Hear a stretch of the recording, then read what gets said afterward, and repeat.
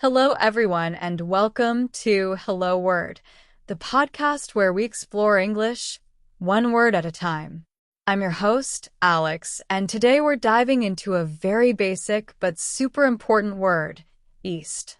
East is a noun, and it refers to one of the four main points of a compass. It is the direction from which the sun rises. It's the opposite of west. So, east is a direction. Think about a compass rose. You'll see north, south, east, and west. It's used all the time when we're talking about location, travel, and even weather. For example, the sun rises in the east. That's a very common saying. Now, let's explore some words that are similar to east, some synonyms. While we don't have direct synonyms that replace east entirely, we can use phrases that indicate a similar direction or location. Think about eastern. Eastern means located in or directed toward the east. For example, Japan is in Eastern Asia. We can also use the phrase toward the east as a synonym in some cases. For example, instead of saying the wind is from the east, you could say the wind is blowing toward the east.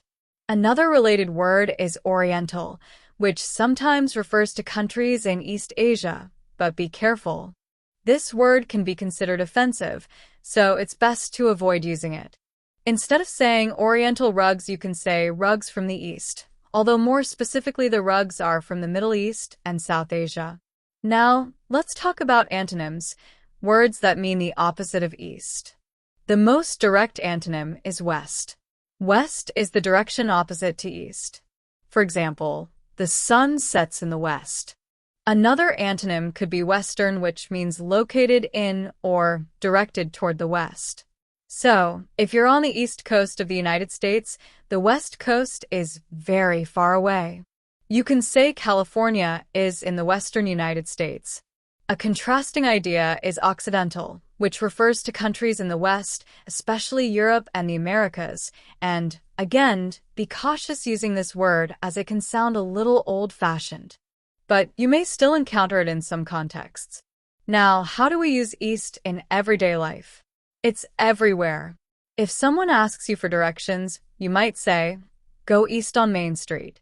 Or, if you're talking about geography, you could say New York City is on the east coast of the United States.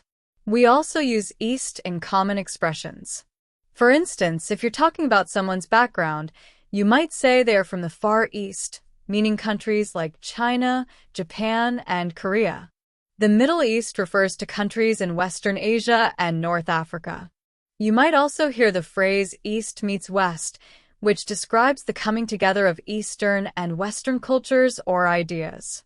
Here are some more examples of East in sentences and phrases. The bird flew east for the winter.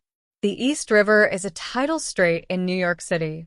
Turn to the east, and you'll see the mountains. The prevailing winds blow from the east in the summer. We drove east on the highway for 3 hours. The company is expanding its operations into East Asia. The sun rose in the east at 6 a.m. this morning. The explorers journeyed east in search of new lands. The East Wing of the White House is where the First Lady's office is located. The ancient trade route connected the East and the West. So, to recap, East is a direction, one of the four cardinal directions on a compass. It's the direction where the sun rises. We talked about related words like Eastern and the phrase toward the east. We also discussed antonyms like West and Western. And we saw how East is used in everyday conversations, directions, and even expressions. I hope you found this exploration of the word East helpful and interesting. Thank you for joining me on Hello Word. Before we go, I have a small favor to ask. If you enjoyed this episode, please subscribe to the podcast and leave a review. Your support helps others find our show, so we can all learn English together. Also, I'd love to see how you're using the word East. Try to create your own sentence using the word East and share it in the comments below the video. I can't wait to see what you come up with. Until next time, keep learning and keep exploring the wonderful world of words.